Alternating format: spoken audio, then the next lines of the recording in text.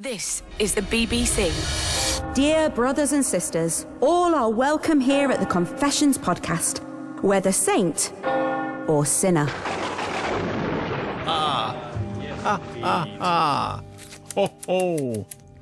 Hello and welcome. It's another Confessions podcast from your friends at BBC Radio 2. This is a download where the Radio 2 audience basically tell stuff where they've been deceitful, and there's been a little bit of debauchery, and there's been a little bit of deception, and then they all need some dispensation from Sister Bobby and Brother Matt and you, the good people of the United Kingdom, and in fact globally around the world. Let's build that up. Don't discriminate. Everyone's welcome. This week, for your listening pleasure, we have Alex's confession, Beat the Lock. We have Jay's tale, Ain't That a Kick in the Head? We got Dr. J's confession, There's No One Quite Like Grandad. Plus another classic confession we've unearthed from the crypt as chosen by your good selves. First of all, we start with Brassed Out's confession, All Cried Trout. Simon Mayo's Confessions podcast. Please be seated. Dear Father Simon and the ever-merciful collective, says Brassed Off, I wish to seek forgiveness for a deed perpetrated some 40 years ago, which took place on a North Gwent orchestra course held in a local comprehensive school. As we all know, an orchestra is divided into several sections, and I was a member of the brass section. I should point out for the uninitiated that the brass band environment is very competitive, and it's not a genre open to any other of the orchestra sections apart from percussion. Therefore, we considered ourselves a little bit above the penny whistlers, the woodwind, and certainly above the bow scrapers, strings. Who needs them? They, on the other hand, considered the rather loutish brass section as nothing other than a bunch of knuckle draggers. How very dare they? The conductor of the orchestra, Mr. Jones we should call him, was on the side of the enemy, as he was that most abhorrent of things, a woodwind teacher. Who knew? This is great. I love this. So much tribalism in this particular story. It's amazing an orchestra can hang together at all, isn't it, really, when they all hate each other so much. One Saturday at the end of the autumn term, we all broke for lunch as usual, and we knuckle draggers had decided that we would head to the high street, as we usually did. During our wanderings, we passed a fishmonger's, and with no particular plan in mind, we cobbled together some money. We bought 2 rather large trout. Then, on our way back to the school, we hatched a plan. We would split into 2 divisions, the trumpets and the trombones, each with its own mission, and each with its own fish. As we entered the school, most people were heading back to the main hall to recommence the rehearsal. With no one around us trumpet players, armed with trout number 1, we headed to the girls' toilets, a place of great mystery to a bunch of teenage boys. We entered, and I placed the fish carefully into cubicle number 1's toilet bowl, head facing up, as if it had just swum up the toilet. Its eyes stared wildly at the ceiling, and its mouth was wide open. Okay. We giggled like a bunch of 8-year-olds and scarpered, ensuring no one saw us. We then headed to join the others in the hall.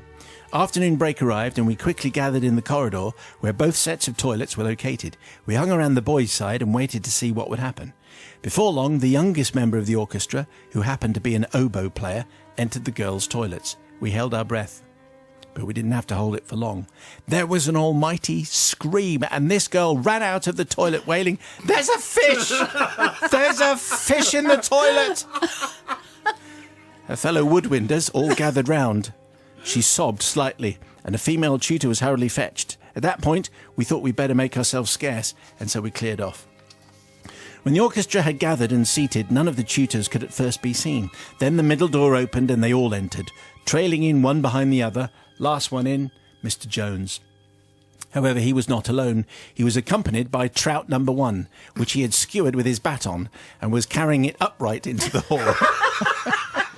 We in the brass section had never come closer to wetting ourselves than this moment. It was agonising. Mr. Jones spoke briefly, and though it was some time ago, I can remember the short speech delivered whilst he stared fixedly at the brass section. "We have found a fish." Really? As they speak like this in North Gwent. Okay? Yes. "We have found a fish in the girls' toilets. Just because it was in the girls' toilets, none of us are fooled that it was actually put there by a girl. He then flung trout number 1 in the general area of the brass section. Wasn't a bad shot, just flying over the head of the first trombone player and landing with a squelch. Most people laughed, with the exception of some of the woodwind, and in particular the oboe player. Wiping the baton down, Mr. Jones calmly uttered the immortal words, "From the Allegro, please." Now, as mentioned earlier, there were actually 2 fish. What Mr. Jones didn't know was that trout number 1 was a mere diversionary tactic. During the afternoon break, the trombonists had been busy. With, I suspect, the help of a coarse tutor, who to this day has remained nameless, they had managed to appropriate Mr. Jones's car keys from the staff room. Popping the bonnet, they had expertly wedged trout number 2 between the car frame and the radiator, then quickly closed the bonnet and replaced the keys. Now, Mr. Jones often gave some of his woodwind pupils a lift home, so our thoughts were that on a cold evening they would all be treated to a fishy-smelling homeward journey. This part of the prank, however, didn't go to plan. Unbeknownst to us, Mr. Jones went straight home that night with no extra passengers, and as he didn't have to travel that far, there was no chance for trout number 2 to do its work. What happened next was actually relayed to us by our own brass tutor, suspect number 1 in the tutor assistant scandal, I might say. It transpires that trout number 2 had an unpredicted, rather cold overnight stop in Mr. Jones's car. However, the following morning, Mr. Jones was scheduled to take his mother-in-law to church. Of course. Which wasn't just down the road, No, but indeed some miles away. Yeah. Long enough, as it happened, for trout number 2 to fulfil its potential. So if you can picture the scene, on a cold December Sunday morning, heater on full, Mr. Jones, wife and mother-in-law in tow, headed off. All the while, trout number 2 was nicely frying on the radiator. Apparently after 4 miles, the smell had become unbearable, with smoke billowing from the bonnet.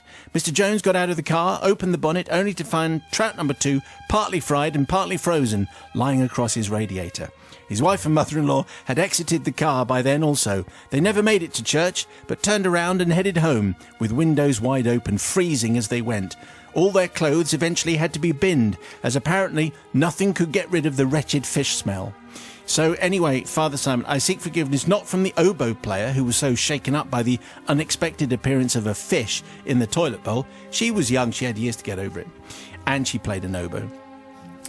Not from Mr. Jones, who perpetuated the continued development of woodwind players for years to come, but from his wife and mother-in-law, who were unintended victims of trout number 2, who ended up smelling of fish and never made it to church.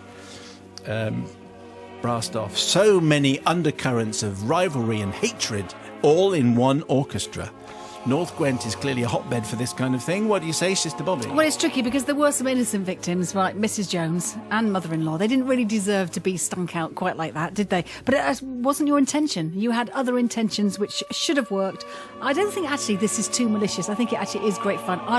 Wouldn't have done this, but I would have laughed at this. So I think actually in this time I will generally forgive you, except for a terrible waste of fish. But you are forgiven. Great story. Okay, all right. Brother Matthew. What I love about this story is that listening to this at home, there will be members of orchestras going, yeah, typical oboist. Woodwind teachers, do don't you get hate over them? it. Come on. Brass band, what do you expect? Brass. Classic knuckle draggers. First trombone, come on. So I love that. And also, it was the 70s, different times, everyone. So getting fish and putting them on radiators, pretty common practice there. Unintended consequences, I would say. That's what this is all about. They didn't know he was going to be taking his mother-in-law to church the next day, and he wouldn't be using the car in between times. So, them's the breaks. So I am definitely going to forgive. You made my wife smell of fish. And I'm not putting up with that. The Confessions Podcast. Father Simon and his sometimes churlish comrades of the confessional. It would have been 1973 when this awful event in my life occurred, and like many boys of the early 70s, when I wasn't trying to look cool in my Oxford bags, big collared shirts and tank tops, I did what most teenage boys did in the privacy of their own bedrooms. I played Sabutio, the game of choice for the discerning young football fan. Yes, it is. Unlike many of my friends, I didn't have the flash box-packaged edition of the Bays pitch, but I did have goalposts and nets supplied with the standard blue and red shirted teams. But not being a particular fan of either Everton or Manchester United, I wanted teams I could relate to. Thus, my 22 tiny men obviously became Walsall and Brazil. I was actually a West Bromwich Albion fan, but we all know they don't play in red, so Walsall was the nearest team I could think of who wore that colour, all right? The green baize pitch was pinned to a thin piece of hardboard and kept under my bed, and the additional extras I had bought included a plastic picket-style fence to surround the pitch and a brown plastic scoreboard with slots in to hold the relevant team names, helping to complete the theatre of dreams of its day. Very often I would just stick Team Walsall or Team Brazil in my pocket after school and wander round to a friend's house for a match. But as my regular opponent Steve was out on the day in question, I was stuck with playing with my little brother, my horribly talented little brother, who should thus be referred to as A. The letter A, capital A. The match in question against A was played on a Sunday afternoon following Star Soccer with Hugh Johns on ITV. Oh, People nodding at this point. I remember that. And it was agreed that was just in the Midlands, so it was just shown there. That's where it was. And it was agreed that the game would comprise of 2 10-minute halves and a 2-minute half-time break. The pitchboard was pulled out from under the bed and carried downstairs. And for teams I chose Walsall, my brother therefore by default Brazil, and the players were set up for kickoff. We wrote out the team sheets, and as I had been up the Albion that day to see them play out an entertaining draw with Coventry, I drafted the legendary West Brom midfielder Tony Bomber Brown into my starting 11. Because I could. It was my game after all. Similarly, Brother A submitted his Brazil team with a surprise selection of Alan Ball alongside Carlos Alberto in midfield. Ask your dad. Brazil took an early lead through the aforementioned Alan Ball, quickly followed by a second, third and fourth goal. It remained 4-0 to Brazil at half-time, the brown plastic scoreboard confirming my inferiority. It seemed my brother could get his players to respond in a way that I could only dream of, and another 10 minutes of this, and it was going to be a massive and damaging defeat. My bro left the room in the 2-minute break to rehydrate with orange squash. And it was then that the disaster happened. Our lovely, gentle giant of a golden retriever, please call him Fido to protect his real identity, had awoken from his slumber and lolloped into the room towards me. He flopped over onto the hallowed turf, rolling onto his back, tail swishing with his legs in the air, as if to say, "Tickle my tummy." His face looked like he was grinning, but he was blissfully aware that probably unaware, that he'd inadvertently maimed several of the Brazilian team. Lying there separated from their bases and helpless, Carlos Alberto, Rivellino, Giazino, Pele and Alan Ball. All of them. All injured. My brother had sauntered back into the room, ready to apply the coup de grace to me and my Walsall All-Stars team. Couldn't believe his eyes at the carnage before him. "Oh no," I said. "Fido, he's killed Brazil." I couldn't stop him. He just walked over and he collapsed on the pitch. There was nothing I could do. Little brother gave Fido a disbelieving look bordering on a scowl and banished him back to his giant dog bed under the kitchen table, and the game was subsequently abandoned at 0-4. And as you know, Father Simon, all abandoned football matches are declared void and struck from the records. Therefore, I hadn't actually lost. You could actually say that I was the winner, especially as I would never play my brother again at Subbuteo after that fateful day. Now, I don't seek forgiveness from my brother, as several years later he clipped my pride and joy modded up Vespa on our parents' drive with his pimped up Peugeot 205, causing damage he couldn't afford to pay for. I do, however, seek forgiveness from our dear trusty old dog Fido, because I must now finally confess that he was not, in fact, to blame. Instead, it was I, in a fit of temper, who had crushed Brazil's star players with my fist and summoned the dog over to lie on the pitch to cover up my vandalism. I wanted it to appear that he who caused the carnage, thus depriving my brother of a massive victory, and even worse, bragging and gloating rights. Anyway, as it was my game, and as it was me who was out of pocket through having to buy a new Subbuteo team, I have probably been punished enough, and surely a lifetime of being an Albion fan is penance itself. Little brother went on to much better things. He now lives in southwest London and has a lovely golden retriever, so he's obviously forgiven the breed, even though poor Fido was never, ever the culprit. But he was very useful. He happened to be there, and he covered my rage, my anti-Brazilian rage. What do you say, Sister Bobby? No, you can't be forgiven. You're like an older sibling that always thinks they should win because they're older and they're better than their younger ones, and you can't cope with it. So no, and you can't blame the dog for everything. The dog gets blamed. He had anger issues, didn't he, Jay? Well, it's one of those things about entitlement. Because you're the oldest, you don't get everything. So Jay, it's very simple. You are not forgiven. I would like to see Walsall play Brazil. Yes, anyway, I think we all would. Brother Matthew. Well, speaking as the elder of the siblings, it is the natural order of things that we should be winning at everything. And if we are not winning, then obviously something has gone wrong and it's important to reset the order. And if that means we have to, kill Brazil with the dog and then blame it on the dog, then that's what's going to happen. I mean, my guess is that A has always secretly suspected that it wasn't Fido and it was in fact his elder brother, but because A didn't stand up to his older brother, this is what happens. So I am definitely going to forgive, because looks like younger sibling knew exactly what was going on but didn't have the backbone to stand up. Simon Mayo's Confessions podcast. Thanks to Jay for his tale. Ain't that a kick in the head? Now, before we go any further, we need to address an email we received in the podcast postbag from Stephen. Stephen, as a suggestion to improve the Confessions podcast, which is already very good, by the way. Obviously. He adds, obviously, because we're so sensitive. Because we are. Oh, we so are. What's wrong with it then? Could you please consider adding listeners' feedback to the end of each confession? Probably not on every comment, but it'd be nice to hear what the public thought about the confession.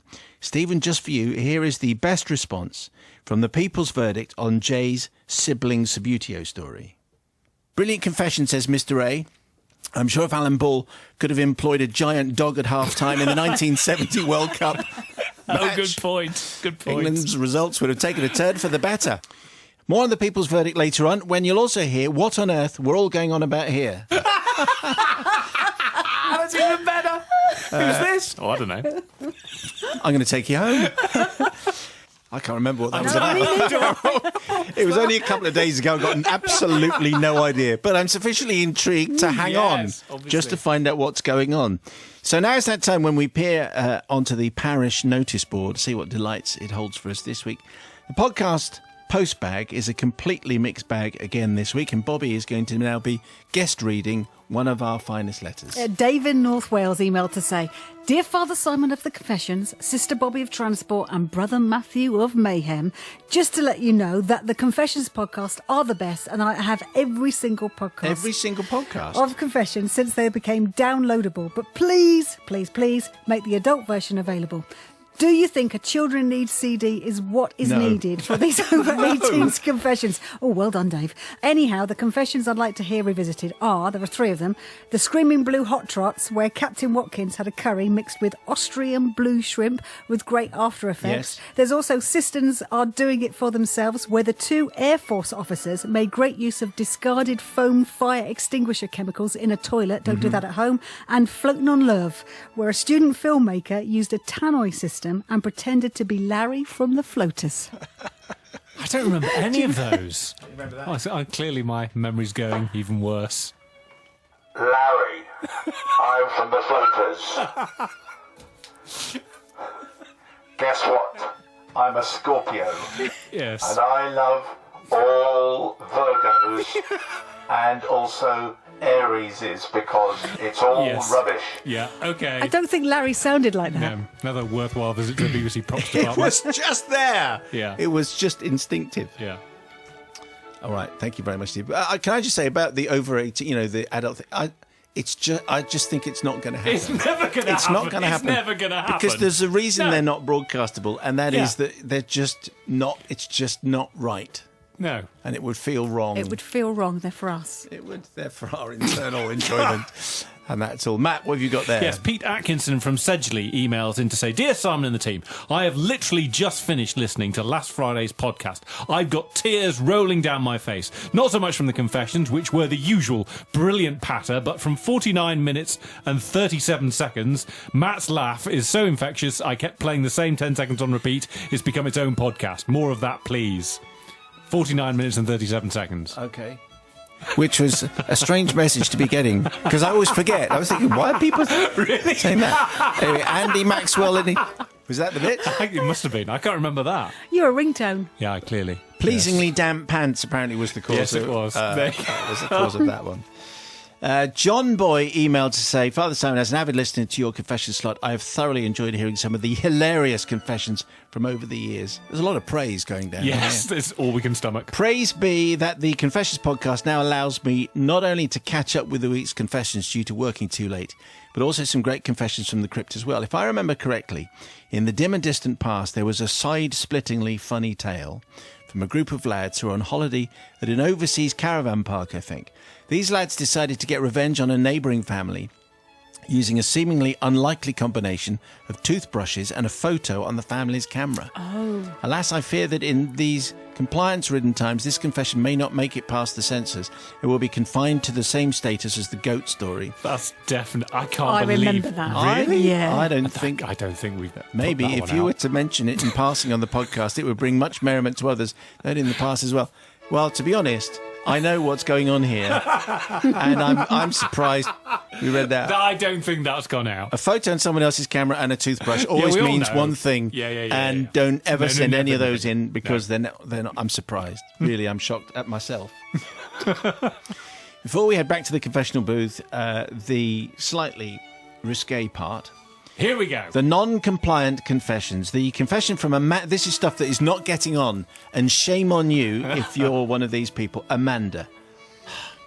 The confession from you about getting a pig drunk on 151% rum whilst on holiday in the Caribbean is frankly bad enough, but it's definitely not going to make it through. Thanks to the 150% rum. 151%. Goodness me. It's not going to get on, thanks to the line, I seek forgiveness from the pig, obviously now dead from liver sclerosis. What? Just kidding. Just kidding. Just kidding, She everyone. lived a long and fruit-filled life. Obviously, the pig was fine. Rum-filled. Ha ha, just kidding again. So I don't know what turns out Amanda's... the pig didn't. But the whole point is... It's not getting on. It's not getting on. Dave, your story about your science teacher's friend's dangerous experiment is so bad that it's no wonder he had to flee the country and seek work abroad. But perhaps filming himself conducting the experiment and then emailing it to everyone in the school's countrywide network wasn't the best idea. And then leave the country. Sorry, tractor lady, your tale about a drunken fumble with a young farmer that resulted in Titanic-style steamed-up windows, a broken tooth, bloodstains on the steering wheel, and a damaged tractor is frankly not fit for tea-time ears. It's not for the archers, is it? Young farmers, my goodness me. Also not forgiven, Pistol Pete for booby-trapping his colleague's pipe, different times and all that, so it exploded when he lit it. The man was an RAF veteran and well into his 60s. Could have gone very wrong, Pete. Could have gone. Very funny. We have had cigarettes in pipes. Okay, if it's explosives and you're putting in your mouth, it's not getting on. It's unlikely, anyway. And finally, Lisa, your story about taking your daughter to the... No. To nursery the morning after a particularly strong curry. What? Wait for it. When you passed wind so badly in the car that the poor girl was immediately sick, forcing you to lie about why your daughter couldn't attend that day. Oh, that is superb! I'm afraid my daughter's so ill. I feel I should explain. It was particularly bad curry. Imagine... Open a window. No, there's no time. No time to open the window. I just can't imagine one that was so bad you vom straight away. Well, I don't know. Anyway. Child. Anyway, Lisa, thank heavens that's not getting on. If you've got a confession to get off your chest, as long as it's not like any of those entirely reprehensible and unfunny confessions. It's confessions@bbc.co.uk. And hold on, a new notice board. No. And hold on, a new notice has appeared on the notice board. Can't have a new notice board. Oh. That would be because you have to get like planning permission. Obviously. But there is a new notice on the notice board. New section, yeah. A big thank you to everyone that has rated the podcast. We've had over 1,000 in the last few months, most of them relatively positive. And if you're still physically downloading the podcast each week, for heaven's sake, why not subscribe? Why not? And the magic of technology will do the work for you. It will suck it down the tubes and put it in your player. well That done. is Thanks for that. genuinely Great. accurate. Goodness me. Okay, back to this week's confessions. Time to revisit Alex's confession, Beat the Lock. The Confessions Podcast. Dear Father Simon and the potential providers of penance. My confession goes back just a couple of years when I was working for a small coach company in the north of England. And as well as coaches, there were also a number of 16-seater minibuses modelled on a rather well-known van. On the day in question, I was driving one of these buses, and having completed all my jobs, I was returning back to the yard. After the usual cleaning duties of sweeping and mopping, I collected all my personal possessions from the minibus and took them to my car before going into the office to return the key. However, after rootling around in my pockets, I realised to my alarm that I didn't have the bus key. So figuring I must have left it in the car, I went back to my car to retrieve it. I looked to the passenger seat where I'd left my coat, in my wallet and inside my lunchbox, but no joy. I widened my search out to the rest of the car, and still the keys were nowhere to be found. Not full panic time yet, though. Maybe I'd left them in the bus. I went back to the bus, peered through the window, and alas, there it was, in the ignition. I pulled the handle to open the door, but it was locked. This doesn't happen quite so much, but it used to be quite a standard thing that you'd lock your own keys into them. And in this case, locked in the ignition. I went back to the office and explained that somehow the bus had locked itself and the keys were inside, but explained that I was completely stumped as to how this could have occurred. No idea. Not to worry, though, I was told. The office has a spare key cupboard for just this occasion. But after looking through key after key in said cupboard, it became apparent this was the only vehicle that we didn't actually have a spare for. One of the mechanics, we'll call him John, had a look round and from the outside managed to slide one of the windows in the back open before realising this was not going to work, as nobody would be able to lean through and unlock it. John then had a realisation. One of our other mechanics, let's call him Nobby, was quite a slender guy and might just fit through the gap. John has created this gap that John has created in the back windows. No comma there. Nobby was sent for, and after much protestation, finally agreed to give it a go. Gosh, This he's is- very slim, isn't he, Nobby? John and I lifted Nobby and proceeded to push him through this open window. This was going quite well, and actually seemed like it would succeed until Nobby got stuck, with just his legs hanging out of the bus. He was well and truly stuck. He couldn't move forwards or backwards and was perfectly balanced betwixt inside and outside, unable to move at all. Nobby found it slightly funny at first, and then considerably less funny as the minutes ticked away. "Can't you stretch just a little bit more?" someone shouted. But Nobby couldn't hear. Can't you stretch? Can't you stretch a bit more? Someone found a loud hailer. They had, clearly. Yeah. And they joined in, and he could hear it this time. "I'm a mechanic, not a blooming contortionist," was the gist of what Nobby said back to us, as you can imagine. The solution lay in the end, maybe half an hour later, we found out, in spraying his hips with WD-40. Oh, my goodness. I wouldn't have thought of that. No, but Nobby didn't either. But with a bit of wiggling of his hips, normally only seen on the Strictly dance floor, Nobby managed to get enough stretch to just about reach over and pull the handle to the sliding door with the tips of his fingers.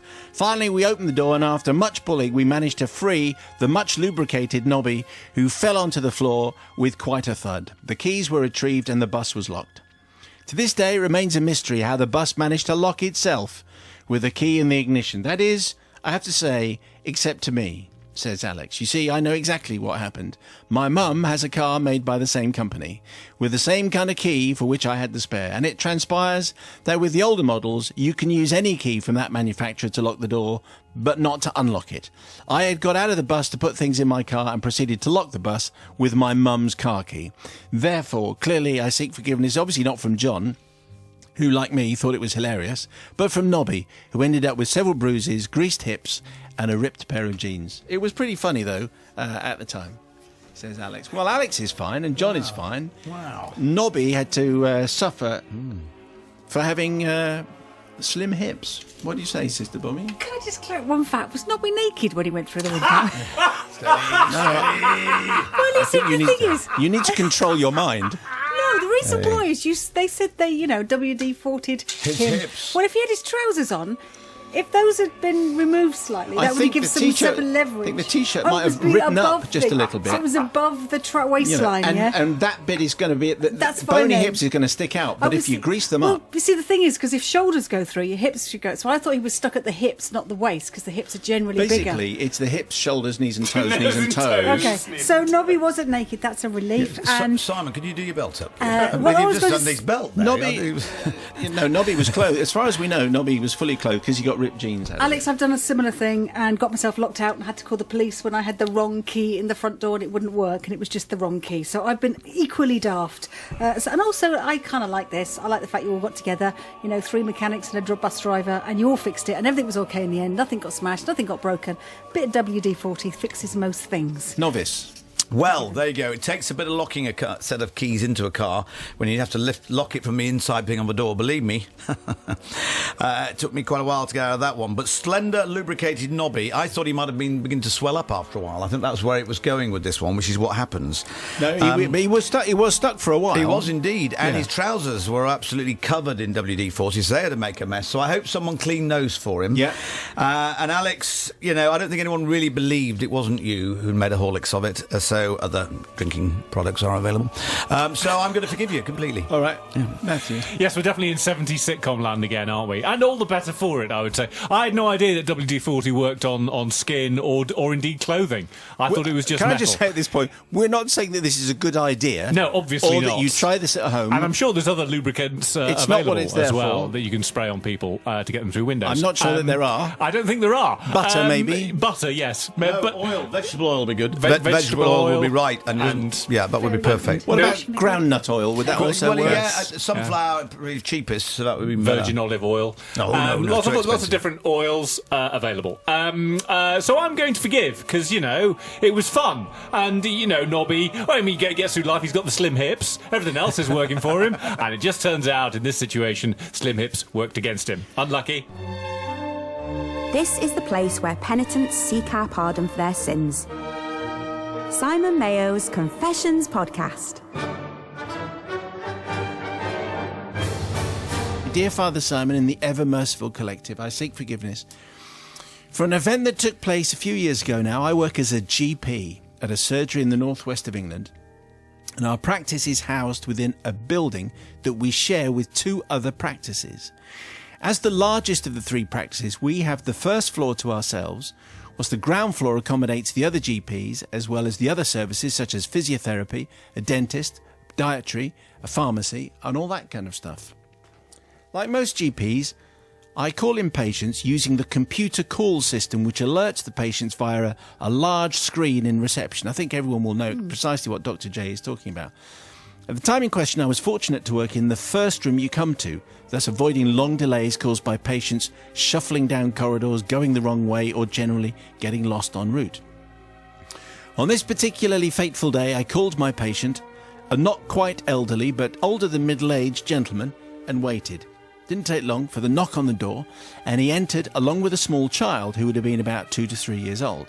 Now, Father Simon, it's not uncommon for adults to bring preschool children along with them for the consultations, and I don't usually mind, but it does add an extra dimension to the consultation, and this was one of those cases. As a parent myself, I know how difficult it can be taking your child somewhere for an appointment that you have yourself. It usually results in clear directions from the parent. Sit down, keep still, be quiet, read this, and so on.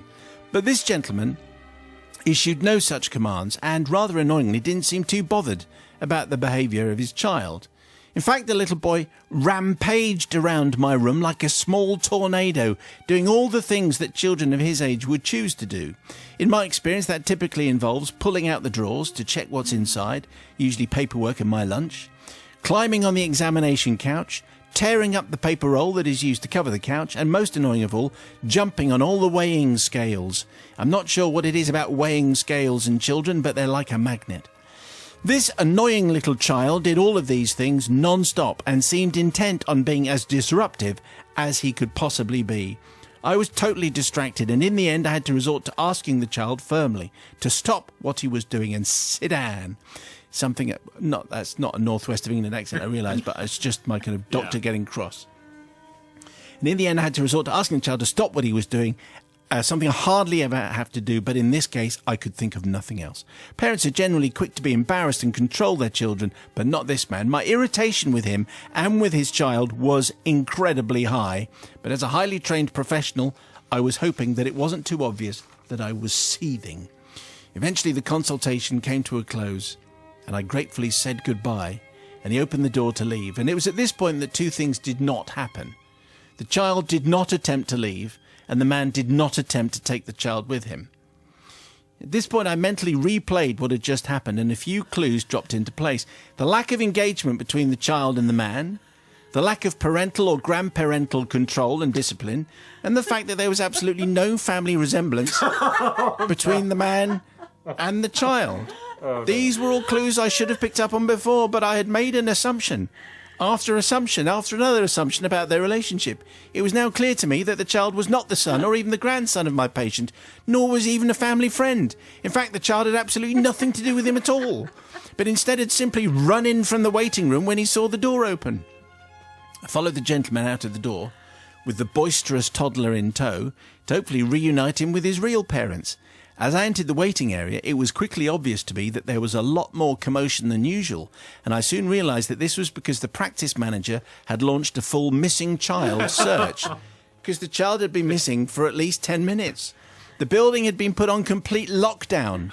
Staff were guarding every exit. Nobody was allowed to leave. This was also no longer confined to just our patients on our floor, as the lockdown had spread to include the other two surgeries, the physiotherapist, the podiatrist, the dentist. The whole building was shut down. As I stood in the middle of the chaos, the toddler spotted his mum. There was a very emotional reunion, and the guards on the door were told to step down, and things returned to normal. In hindsight, I suppose I should have noticed the fact that the man wasn't the child's grandfather, but in my defence, I would say it's not unusual for a child to not look identical to their grandparents, and he could also have been babysitting the child. So I really couldn't tell. Anyway, the forgiveness is needed, clearly not from the child who had a lovely time destroying my consultation room, not from the patient who, after all, didn't question the fact that a child had entered the room at the same time as him. Apparently he'd thought that the child might have been mine, presumably on some Bring Your Child to Work Day initiative launched by the NHS. But really, he should have said something. I also don't seek forgiveness from the parents of the child, who frankly should have kept a closer eye on their unruly offspring. However, obviously, I do seek forgiveness from everyone else in the building during that consultation, especially those in the dentists on the ground floor. Who wants to spend a little longer in the dentist than they need to? Anyway, I await your judgment. Well, you see, I think I know which way this is going to go. Dr. J was just... You can understand how that confusion would arise. Coincidentally, they arrived together. It sounds like another sitcom in the making. Let's see what Bobby makes of this one. It certainly does. It's difficult, isn't it? Because you've got two kinds of people in the same room. Both of you don't want to say anything. And I think there are two kinds of people in the world. Ones that will speak up quite quickly, and those that are too embarrassed to and don't want to make someone feel uncomfortable. The patient especially obviously thought that the kid was with the doctor. Well, yeah, I say. So two people assumed. So you've got two. It's not just the doctor, it's the elder gentleman as well. But of course, the nature of maybe the appointment meant all sorts of things. So I think you're kind of forgiven, but then I decided, no, you're not forgiven. You're the doctor. You have to maintain, obviously, professional standards. And you would say Dr. J would normally say, could you not control your child? In which case, then the patient would go, nothing to do with me, Squire. Well, yeah, that's the thing. What's reassuring about this? So I'm going to say, I'm not sure if I'm going to give what I am going to say. Isn't it great that the system worked? They were on lockdown, that everyone was on it. So it was a great rehearsal. So good things came out of it, I think. But actually, I'm going to say, Dr. J, you're not forgiven. She's getting harsher and harsher. I'm not. I've forgiven dear. over 50%. Yes. I'm saying, Dr. J, you should have spoken up. You're the grown-up here. Brother Matthew. Well, my favourite kinds of confessions are these kinds where you hear the story and you think that could have all been solved if you just said X. And obviously if she just said, is that your kid? Can you get him under control? He's ripping up my paper thing that I put on the top of the examination table. And he said, oh no, it's not mine. Then it would have all been solved. But because we're all so very British, we just go along with it. Let's try and ignore the rampage that's going on in the corner as he's jumping up and down on my scales. And also, how do you have a lockdown and no one in that room knew that there was a lockdown? Amazing. So I am going to forgive just because I like that kind of story. Simon Mayo's Confessions Podcast. And that was Dr. J's confession. There's no one quite like Grandad, our famous missing child, confession, which prompted this reaction on the People's Verdict. Totally forgiven, Simon. My mum once explained the whole ultrasound procedure, pointing out limbs and so on, to a man who wandered in to a consultation with a patient. Far from being the assumed accompanying husband, it turned out it was the taxi driver. That's even better. Who's this? Oh, I don't know. I'm going to take you home. Well, that's what we were talking about. Yeah. That's what it was. Anyway, that concludes this week's batch of confessions. Maybe it's inspired yours. Dark secret to share? Think so. confessions@bbc.co.uk. Before we go, though, another treat from the Confessions Crypt. Bit of a classic. This week's has been requested by Natalie Cheney on Facebook. Simon, I love the one with the guy hiding from his driving instructor. Which you would think is a fairly innocent situation, and we are getting back into sitcom territory. Natalie, just for you, here is the one we called Enraha. The Confessions Podcast. Dear Father Simon and the team, today I am a man who loves driving, especially driving fast cars on circuits, and I am a multiple car racing champion. Wow. On the PlayStation. Oh. However, as a teenager in the 1970s, I found the whole learning to drive process particularly difficult. I'm one of those annoying people who is easily distracted and gets bored very quickly. So the idea of having to sit and concentrate for hours on end filled me with horror, as did the driving instructor I had. She was a particularly fierce lady who had no problem with shouting at her hapless students, and on one occasion actually threw the poor soul out of her car, abandoning him in the middle of a town 10 miles from where he lived with no means of getting home. What? And they charged him for it, I bet. So I approached each driving lesson with an increasing sensation of fear, loathing and anxiety. Oh. My instructor would arrive in her red Ford Fiesta and take me on a 2-hour journey filled with frustration, failed manoeuvres and outbursts of idiot, idiot, idiot boy! Idiot boy! Oh, how encouraging, how encouraging. One day I decided I'd had enough and pleaded with my parents to bring this torture to an end. OK, we lived in the heart of rural Kent and there was no train station and infrequent buses, but surely Mum and Dad could taxi me to and from my friends in Gravesend? Oh, apparently the answer to that is no. I was forced to endure, therefore, an alternative approach. On the morning of my next lesson, I decided to pretend I wasn't in when she came knocking at the door. The plan was idiot-proof. I was home alone, Mum and Dad at work, and Sister was at school. At the appointed hour, there came the familiar doorbell. Oh, fantastic. To announce her arrival. The plan kicked in. Excellent. I sat upstairs in my room. It's not much of a plan, actually. I sat upstairs in my room and ignored the doorbell. Brilliant. Ignored what? It went again. Now, there is no one here, I'm saying to myself, so please get the message and leave. Did she? No. No, she didn't. She's persistent, isn't she, this one? You haven't heard that. Oh, right, sorry. Haven't heard the sixth time. Yeah, okay. Aren't some people's dogs really sensitive to this? They are. They'll be hating it. We are getting complaints right now. Yeah. After flooding in now. many bing-bongs, there was some blessed silence. But my reprieve was short-lived. Mark! I hear coming through the letterbox. Mark, it's Jean! I know you're there. Mark! You're very good at this. Please go away. I have forgotten you're here. I've gone out, is what I'm thinking. Anyway, it goes on and on. Then, quiet. Phew. My idiot-proof plan had worked. I was free. So I began to consider my options. What would I say to Mum and Dad? What would I tell her eventually? And then the house phone started ringing. This was before mobile phones. What to do? Do I answer it? It could be her. Little did I realise at the time that my tenacious instructor was indeed calling me from a neighbour's house. A neighbour's house? The neighbour's house. The phone stopped, the moment passed, and I was once again free. we free not to got a plan phone sound effect? the rest of my day. Okay. And I'm sitting in bed planning the rest of my day. Like you do. Oh, for goodness sake, leave me alone, woman! There's no one here! Get the message! I retreated to my room and sat on my bed, waiting for her to finally give up and go away. Then I heard an unusual sound. A thumping sound. It seemed to come from the wall of my house. I looked up to see the top of a wooden ladder placed against my window frame. How did she... And my bedroom window was open. I heard the steps of someone climbing the ladder towards my bedroom. I had a moment of panic. Would this woman go to any means to drag me out of the house? I made a snap decision and I hit the deck. Yes, my young mind decided that the best course of action was not to face up to my dishonesty, but to lie on the floor, face down. Then I heard a voice at my window. Here we go. Oh my God, I think he's dead. Call an ambulance. I sat up.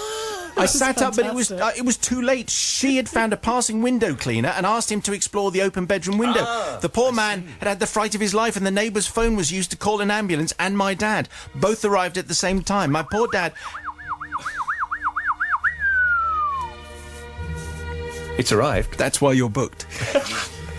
My poor dad had rushed from work in South London in record time. He let the ambulance men, her, and the window cleaner into our house. Despite my protestations, I was strapped to a stretcher and carried down the stairs in front of a growing crowd and taken at speed to a local A&E unit. There I was stripped by a female nurse, the shame and ignominy, and given a full checkup. To this day, my mum and my dearly departed dad do not know the truth. It's not their forgiveness I seek, however, nor is it the forgiveness of you, the taxpayer, whose money I clearly wasted. I certainly don't seek forgiveness from her. No. Who did actually eventually coax me through my driving test. No, Simon and team and listeners, it's the poor window cleaner. That innocent man, what must he have thought? Well, clearly, Mark, we know exactly what he thought, because he said, I think he's dead. So that's precisely what he thought. Anyway, who would have thought that? What a scary driving instructor. That's why we called it Enraha, because it's the only other scary driving instructor moment. I'd have definitely walked from then on. What do you think, Sister Rebecca? She was persistent, wasn't she? She was like a baddie in one of those horror movies. They just never stop. Like the woman in Misery. Yeah, exactly like the woman in Misery. Yes, yeah. Thank you very much. But I do think that rather than just ignoring her and pretending he wasn't there, Mark could have been a bit cleverer and just asked his parents to book him in with another driving instructor. Yes, I got that. Yeah, because I'm sure there were other driving instructors were available. So I think that was a bit I think the implication was short-sighted of rural him. Kent in the 1970s. There was only Jean. There was just Oi, Mark! But I'm coming to get you. Anyone who calls their the person they're teaching to drive an idiot boy repeatedly, Yes. I'm sorry, deserves it. So I'm forgiving you, Mark. That's a very, very good point, Deadly. Yeah, I forgive you on the basis that she was calling you that, idiot boy, and you were then paying her. You were paying her for these 2 hours instruction. And of course, you had to bear in mind that on that afternoon, or whenever it was, that she was trying to find you, she got the next 2 hours free anyway, because there was no other booking. How did she know which bedroom to find you in? It was what I first thought. But the one with the window open? Yes. Possibly. People do leave windows open, though, at height, for some unknown reason. But also, she sounded horrendous. So anyway, I sympathise and I forgive. Thank you very much indeed, Brother Matthew. I'm firmly in the camp of the driving instructor. I think she's great. I love the idea that she say idiot boy. Idiot boy, when are you going to work out hill starts? Clutch control, come on! You may think that, but you don't say No, absolutely. I love it. I love it when people do it. I love the idea that somebody who's supposed to be guiding someone through something is clearly so badly suited to that job. But absolutely, and full marks for not being put off by no one answering the door or no one answering the phone. I'm going to send the window cleaner up to that, just on the off chance that someone's in that bed. Simon Mayo's Confessions Podcast. And that was your confession from the crypt this week. Sister Superb. Rebecca in there, Yeah. and Alan Deadly Deadly! in there as well. It's just, I just love the fact that of all the stupid things to do, lying there pretending that you're dead, and then not expecting all panic to break loose, is so completely. But I love the strange. fact that she says, I'm not going to take no for an answer. I'm going to put a ladder up to the window to find Anyway, out. that will please Robert from Calgary in Canada, who simply emailed to say, Simon, I'd like to hear any confession that has Deadly as part of the congregation. Obviously. P.S. I rated it 5 stars on iTunes and also on iTunes as well. Good, well done. So I think it's worth saying that we have a very elaborate filing system for all our confessions, but if you've got a request, we can wander through the archives on your behalf. Send as many details as you can, like everything about it, when it was broadcast, what it was Yes. called, Yeah. otherwise we don't stand a chance. Yeah. Confessions at bbc.co.uk. We'll do our best to dig them out of the crypt. It can't be the goat story, No. for reasons explained. The hamster in the remote-controlled aeroplane that just takes off Yes. and they lose control. Yes, we can't do that one. It was different times. Goat down the mine shaft. Goat, that doesn't get on. No. Anyway, they cannot feature in the non-compliant confession section of this very podcast. That's how bad they are. Sister Bobby, you forgave 2 this week. Your yearly tally, 86.5, forgives. 83.5, not forgives. And Matt, you forgave everyone. You were just course. so pathetically feeble. Because very much we're all one family, very much. And forgiving everyone, there we go. If you made it you don't believe any of that. No, I don't. If you made it to the end of the last podcast, you had to tweet, "My mum prefers Eddie Mayo." Thanks. Eddie must have thinking, what on earth is going on here? Thanks to Bridget, Mr. Paney, Joe, Eddie, not Eddie Mayo, Tony and loads more who did exactly that. This week's code phrase is obviously, "You made my wife smell of fish." And then I'll wonder, What? Yes, it was the confession with the spare trout number 2. It was trout number 2. I can't even remember that. Matt, Trout it was this week. It literally Is it did. trout Trout number two? 1 was face up in the toilet. Oh, of course! Trout Yes, number of 2 course. was in the car. In the car, wasn't it? You Yes, made there my you go. wife smell of fish. Of fish, of course. Remember to subscribe, and don't forget you can hear our whole radio show, because there's 2 hours of this rubbish every weekday from 5 on BBC Radio 2. Thank you from Bobby Pryor. Thank you. Thank you from Matthew Williams. Thank you. Thanks for listening. And goodbye. Bye! The Confessions Podcast. Go in peace.